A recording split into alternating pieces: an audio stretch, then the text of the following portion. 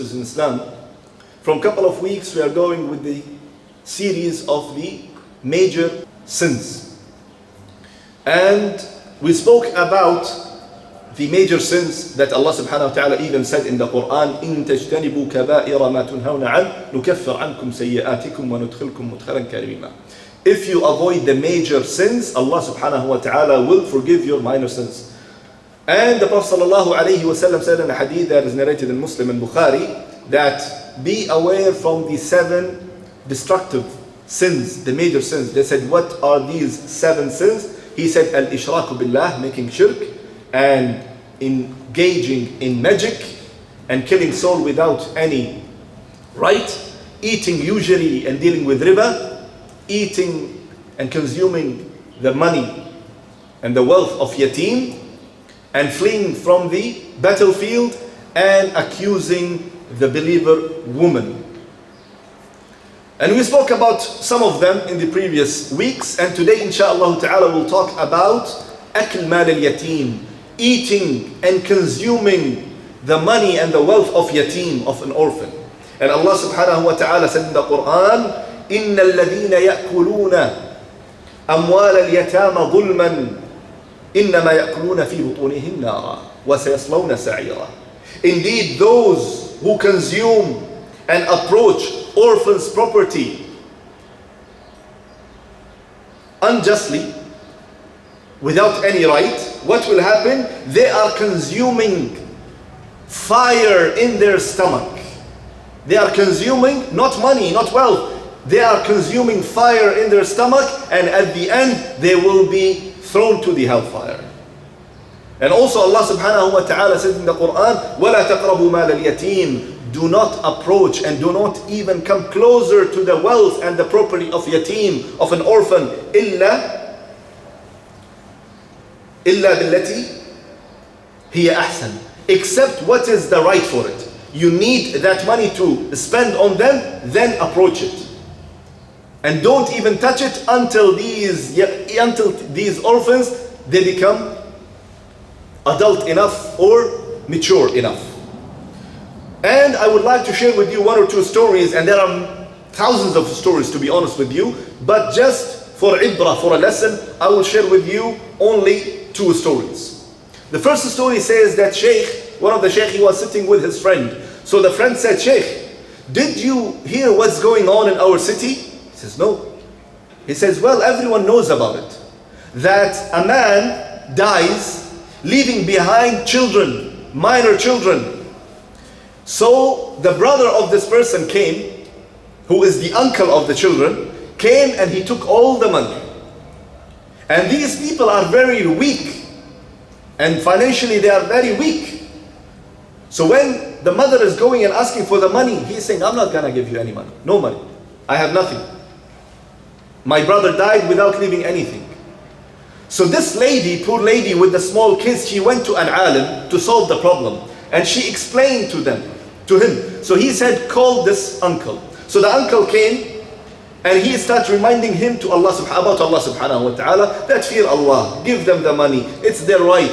You will get the ajr as well. He says, I have no money and I will not gonna give them even a single penny, nothing. And then he left. Disrespecting them, he left. So the sheikh says, La hawla wa la quwwata illa billah. I cannot do anything. And I also advise you not to go to the court or to the judge and complain, because this is not befitting you and this is not something appropriate that you will do for your uncle. But you can make your complaint to Allah subhanahu wa ta'ala.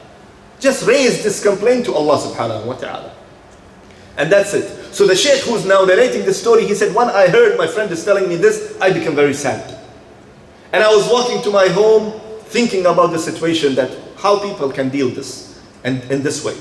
The second day the sheikh is walking from his home on the street. So he found another man saying, Salaam alaikum ya sheikh. Did you hear what happened last night or yesterday? He said, what happened? He said, 2 men start fighting in the middle of the street. Fighting, punching, this and that, until the first man took a gun from his pocket and he shot the second man. But the bullet didn't hit the second man, it just went somewhere else. And while there were people looking at this fight, and some of the shops were around this place, one man was looking out from the window of his shop, looking what's going on. And that bullet came and hit his neck. And that bullet hit all the way to the spine, to the backbone, that this person became paralyzed for lifetime. So the Shaykh says, La hawla wa la quwwata illa billah. What a sad news. Now this man is saying, Ya Shaykh, where is adl? Where is the justice? So the Shaykh says, what justice you're talking about? He says, where is the justice of Allah? This man, he is a man, innocent man, opened his shop to sell something in order to get some money to eat by himself and go and feed his family, and out of nowhere this bullet comes and hit him and make him paralyzed for a lifetime. Where is al-adl? Where is the justice? Subhanallah. So the Shaykh says, fear Allah, don't say this. There might be hikmah, there might be a hikmah from Allah subhanahu wa ta'ala. There might be wisdom behind all this what's happening that me and you, we don't know about it. And while they are having this kind of discussion, third man came, and who is this man? Who was sitting with Shaykh yesterday. He came and he said, Ya Shaykh, do you remember the man I was talking to you about? The uncle who took all the money and he consumed all the money and refused to give a single penny to the children, to the orphan? He said, yes. He said, Ya Shaykh, a bullet came and hit his neck and all the way to the bone, backbone, to his spine, and he became paralyzed. So the Shaykh start crying. His eyes become full of tears. And he looked at the first man and he's saying, you're talking to me about al-adl? You're talking to me about the justice? This is just a tip of a bird of the justice of Allah subhanahu wa ta'ala that he did to this man. We do not know about this man, who is he. We only know the front side of this page of his personality, but we do not know what's going on at the back side. And this is what Allah subhanahu wa ta'ala did to himself. And then he said, إِنَّ اللَّهَ لَا يَظْلِمُ النَّاسَ شَيْئًا وَلَكِنَّ النَّاسَ أَنفُسَهُمْ يَظْلِمُونَ. Allah subhanahu wa ta'ala does not wrong people at all, but it is the people who are doing wrong to themselves. It is the people who do the wrong to themselves. Subhanallah. And this is what exactly happened to this person. Iqab. Punishment from Allah subhanahu wa ta'ala in the dunya, and obviously they will get the punishment from Allah subhanahu wa ta'ala in the hereafter. Second story, my brothers and sisters, that again a man died and he left behind one small kid, only one kid, who was a minor. And the brother came in and he took all the money, and at that time, when he left the money, it was in millions, and he took everything. And he refused to give the kid and the mother. And he was the only brother who took everything. And he took the money and he went all the way to one of the Western countries. He stayed there, he bought lands, real estates, houses, villas, whatever you can call it, and he got into a business, and the money started growing more and more. He got married, and Allah blessed him with boys and girls, and he spent there 15 years living life of kings. And qadar Allah that after 15 years he came back to the original place of his original country. Why? To enjoy, to go here and there as a tourist, to go and meet his family members.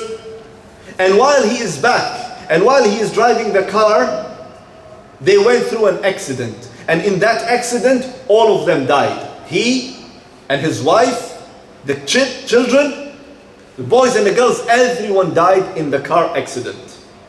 And all this millions and millions of the money, and the money that he doubled, where it went?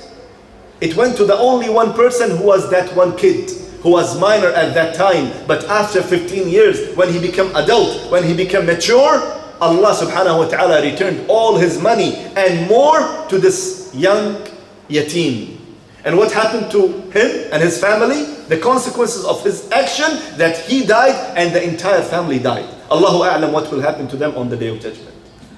So whatever you do, be careful. Don't even think about Yateem. Either you know this person personally, this Yateem, you have a personal relation with him, he is a direct connection to you with your family members, or you know someone. Be careful. Be careful. The Prophet sallallahu alayhi wasallam in fact told us in a hadith narrated by Bukhari, أنا وكافر اليتيم كهاتين. Me and the one who sponsored the yateem will be like this in Jannah. And he appointed in his index finger and the middle finger. Imagine you and the Prophet sallallahu alayhi wasallam like this in the Jannah. Wallahi, my brothers and sisters, taking care of an orphan now becomes so easy. Only 15, 20 dinar can take care of an orphan. This money, to be honest with you, we spend in one outing.